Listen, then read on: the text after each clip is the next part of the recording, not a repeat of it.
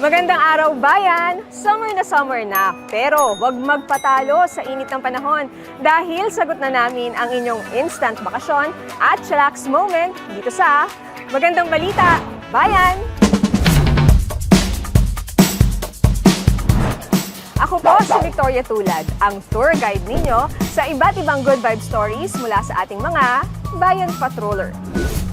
Alamin ang mga summer destinations sa ating bansa na pwede nyong ikutin. Pinoy Swifties, may iba't ibang pakulo sa Eras Tour concert ni Taylor Swift.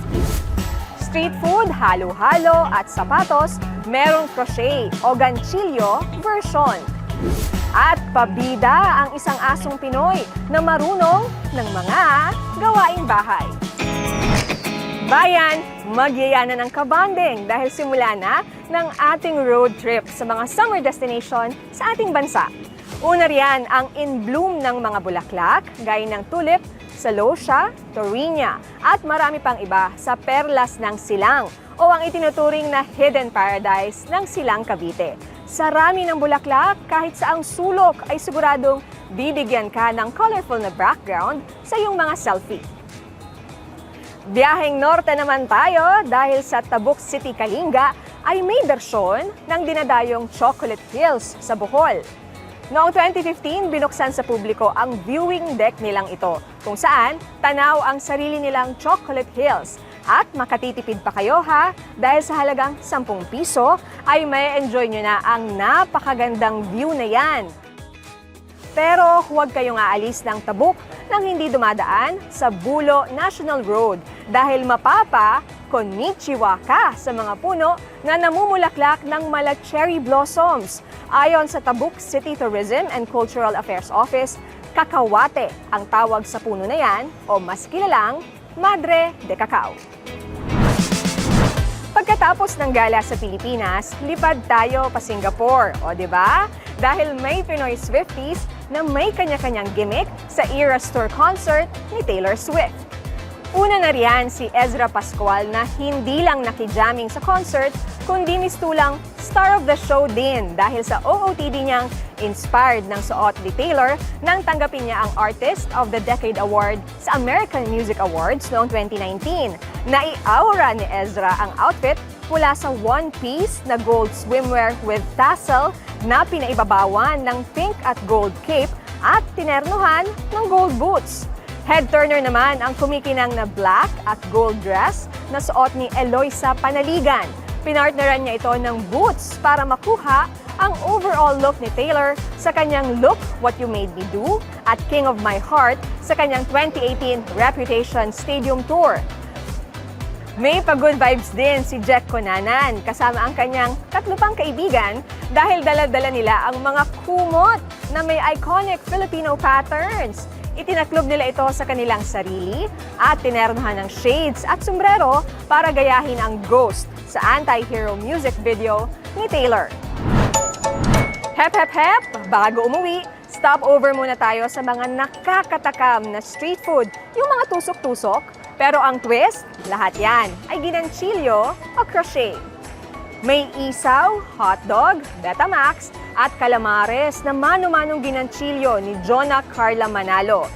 Isa pang treat niya ay ang pampalamig tuwing summer na halo-halo. Di ba? Parang totoo? Ang guru naman sa Antipolo City, Rizal na si Sofia Faura ay nagganchilyo rin ng kanyang sariling sapatos. Wow! Para mabuo ito, bumili siya ng swelas ng sapatos at ginamit ang mga yarn na madalas niyang ginagamit sa paggaganchilyo. Mahigit sa 1 linggo niya itong in-effort at ayan, buo na ang sapatos na sinampulan niyang isuot sa pagpasok sa eskwelahan. Kaya rin ni Sofia na bumuo ng pang-OOTD na jacket at damit, pati bag. Instant celebrity naman ang isang Aspen na si Bron ng Cabuyao City, Laguna dahil viral online ang kanyang mga video habang gumagawa ng gawaing bahay. Kita nyo naman, walang kahirap-hirap ang fur parent na si Victor Briones dahil to the rescue ang kanyang alagang si Bron na inilapit ang sakong pagtatapunan ng basura at pati pagpulot ng mga kalat habang si Victor ay nagwawalis sa labas ng kanilang bahay. Kaya rin ni Bron na magligpit ng sinampay na damit, maging ang magtiklop nito. Proud na proud si Victor dahil hindi niya kailangang kumuha ng dog trainer para turuan ng tricks si Bron sa loob ng 3 buwan. Sa tulong ng panonood ng YouTube videos ay mag-isa itong nagawa ni Victor. Sabi ko, maturuan na kaya itong si Bron. May mga aso pa rin po kami noon, tinuturuan ko rin po. Etong si Bron, ibang klase. Pagka yung tinuturuan ko siya, mga 2 minutes, kahit mga basic, lalo na yung mga basic pa. Pagka may mga bisita ko kami rito, tuwan-tuwa sila sa mga, yung kay Bron, lalo na kay Bron, tuwan-tuwa sila, papakitang gilas, pagka pinapabilang, pinapagawa ng trick, sasara ng pinto. Bayan, huwag nang magpahuli, i-flex na ang mga inspiring at good vibe stories na meron kayo. Pati mga trending at viral stories online. Ipadala nyo lang yan sa social media platforms ng Bayan Mo Ipatrol Mo ng ABS-CBN. At para tuloy-tuloy ang ating kwentuhan, huwag nyong kalimutang i-like, share, at subscribe kami agad-agad. Ako po si Victoria Tulad at mas marami pang magagandang balita next week. Kita-kits ulit sa Magandang Balita, Bayan!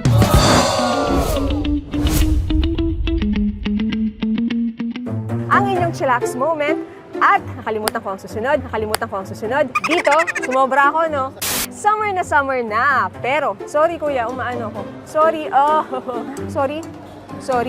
I-flex nyo na rin ang inyong good vibe at inspiring stories. Tama ba? Online. Ako po si Victoria Tulad. Ano susunod doon? Ako po si Victoria Tulad. Pwede pong pataas, sorry, may itatanong pa ako. Ay, pababa po sala.